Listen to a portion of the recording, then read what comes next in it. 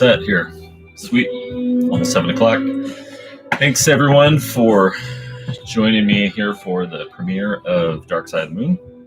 And we're going to talk a little bit about the album. I hope everyone can hear me okay.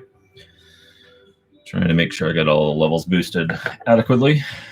So I want to talk a little bit about the album, how it came together, and give you guys kind of an insight into how it even came about, the level of effort that was put into it, and what kind of transpired over time. Anyways, gosh, it's distorted. So, COVID. That's almost all I have to say is just that COVID.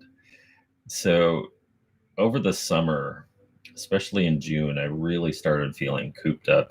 You know how Mondays and Tuesdays and Thursdays and Saturdays, they all feel like the same day. Like it's just this unending cycle of every day looks like the same, one day to the next. I had not been making any music at all during that time. I was, in fact, very envious of musicians that I follow that were doing all these amazing play from home types of projects. And I know that they had hardships because they had to cancel their tours or their big plans. And that was their means of income, along with all of their support staff, the roadies and the crew and all that. But I was still jealous, though, that they had time to create and I did not. So, not to mention, I just had no inspiration. You know, you're working from home, you've got kids that are doing distance learning, and you're all cooped in the same house. And I just felt so stifled, like I had zero creative mojo going for me. So anyway, fast forward to June. One day in June, I woke up from a nap and I was like, you know, I should try recording the entire album, Dark Side of the Moon. It was a complete bonkers idea, like legitimately a ridiculous idea. But I originally set out to do it mostly as just a challenge to myself to prove that I could attempt it. It's kind of the scenario of, like, you know, you see a mountain, you go, gosh, and you just feel that call inside to summon the mountain, or to summit the mountain. You want to be at the top. And that's what the feeling was. So in early July, I started tracking the album. Actually, at first I started inspecting each song, like just picking everything apart and trying to get inside the head of David Gilmour and Roger Waters and the other guys, and just trying to unpack what was going on in their brain at the time. But I set myself some rules. I said to myself that A, the lyrics have to stay the same. I'm not changing the lyrics. B, the chord structure is going to remain virtually intact. And then C, generally the arrangement, it will sort of remain the same. And actually one more item is that to also keep it about the same tempo, which, true fact, I had originally set out to do these at the original tempo, but I quickly discovered that this is 1973. They're completely high on acid. They're not using metronomes or click tracks, so the tempo is all over the place. So forget trying to watch this with The Wizard of Oz. It's not going to work. It's not going to be the same experience, which is why I created this music visualization video that you'll get to see in a little over 10 minutes at 7:15. So with those rules in place, the rest was open and fair game. I said to myself that I want to completely reimagine this entire album as if it was from my vantage point and my perspective, and not just a cover album. I didn't want to recreate every single part. I didn't want to do the exact same guitar solos that David Gilmour had laid out or do the exact same bass lines. I wanted it to be an original expression of an album that is probably in the top 10 of my all-time favorite albums. I mean, it's one of the few albums that I can think of right off the top of my head that I know without a doubt I've listened to from start to finish almost more than any other album. Probably the only other album that I can think of off the top of my head that's at that level is both U2's Joshua Tree, amazing album, and then also Nirvana's MTV Unplugged. Love that album. But this one is probably my favorite. So I started tracking in July, and originally I started tracking in GarageBand. Why GarageBand? A, it's free. B, it can do a lot of stuff for free. And C, it's free. So I love GarageBand. I think it's great. It can do a lot for free. But I quickly ran into a wall when I came up with the song, or when I approached the song Money.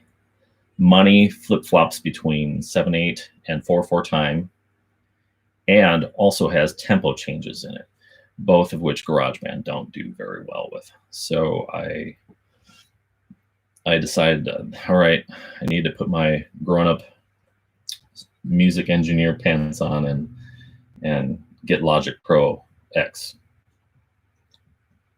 which I did, and quickly picked it up. It wasn't that difficult to transition, it really wasn't. But I did have to go revisit the first 5 songs, and then make the necessary changes that Logic would allow me to do that even GarageBand couldn't. And in the end, I ended up with a project that I was so happy with. This album is by far and away my greatest accomplishment musically. It's better than anything I've ever tracked before. And it's just, I've had musician friends of mine, I've sent it off to them, and I said, listen, will you listen to this and give me your honest feedback? Please be brutally honest. Don't be nice to me. I want to know if you like this, and if this is something you feel is on par with something you could hear on the radio. And by far and away, every single musician that I've passed this along to just really loved it. And so it really made me happy as a creator, as a composer and a musician and a songwriter and a performer. That it was great. Anyways, a few other tidbits about the album that I wanted to share. It took 4 months to track, and along with mixing and mastering, basically I spent all of my weekends and my evenings working on the project, and it was a lot of late nights. Sometimes I'd be tracking or mixing and stuff till 1 or 2 in the morning, and then have to get up and start the whole day all over again. But I wasn't going anywhere. I was stuck in this room. The other thing is about this album. I had learned so much in this process. One of the things that I set out for myself was to also try and learn as much as I could, because that was also important for me, is to not just to see if I could do this as a challenge, but also to grow as a musician, grow as an engineer and a producer, and figure out the different little subtle things that go into making a really good album and a really well-produced product. And so I took some master classes on mixing and mastering, and watched some videos and lectures from some really top producers and engineers out there, and got some really good nuggets to bring back to the table. And in the end, this whole thing was just something I did by myself in this little home studio space that I've got. It's not really nothing fancy, but I did it all by myself within Logic. I did have a good friend of mine, a neighbor friend. He's a guitarist, and he did a guest appearance on the song Us and Them, and he did the guitar solo for that. Super, super awesome. And it was such an honor to have him on the album. I'm really blessed. But anyways, finished tracking it and mixing and mastering towards the end of October and into November. And towards the end of October, started working on the music video. And I didn't want to just make a music video. I wanted something that was kind of screensaver-like, that kind of gelled with the music itself, like they became a pair. So I used this. I didn't have a budget for this, so I used a lot of free footage from VidEasy and Pexels, but I put it all together in such a way that it wasn't just throwing stock footage in. It was kind of reimagining it and putting kind of an artistic touch on it to give it this spin that was like something new had been created out of it. So the rainbow is a common theme throughout the whole thing. Also, the moon that you'll see in the video, that's an actual simulation. I use this software called Stellarium, and allowed me to do a visualization of the entire cycle of the moon. And true fact, it's from the perspective of Minneapolis, Minnesota. If we were fixed with the moon and rotating and getting to see the entire life cycle of the moon. But the time, a little tidbit here, is that that's the moon cycle from early February 1973 to the date of when Dark Side of the Moon had launched in March of 1973, when coincidentally the moon was also at a new moon when it was completely dark. Really interesting tidbit that it just gets my goose going, because I love all things space exploration and astronomy, and it's really got me going. So we have a couple minutes left, and I'm going to end the video, this little Q&A. If you've got some questions, I can do my best to answer them either in this chat or in the other chat. Look for some Easter eggs. I believe that I have put them somewhere. I will put them again in the chat, so you can hunt through the video itself to look for some Easter eggs. But just chill out, turn down the lights, get your favorite candles going, grab a beverage, and relax and sit back and enjoy this presentation of Dark Side of the Moon. I really hope you enjoy it. Please do me the favor of clicking the like buttons, commenting, hit the subscribe and the notification buttons, and share it with your friends and your general network, because the YouTube algorithms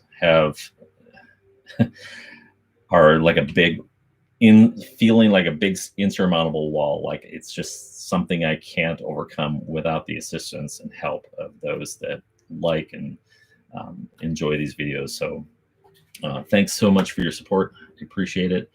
Appreciate everyone that has taken the time to share the links on Facebook and other social networks. And thank you for coming to check out the premiere. The video starts in 2 minutes. Enjoy. Thank you so much.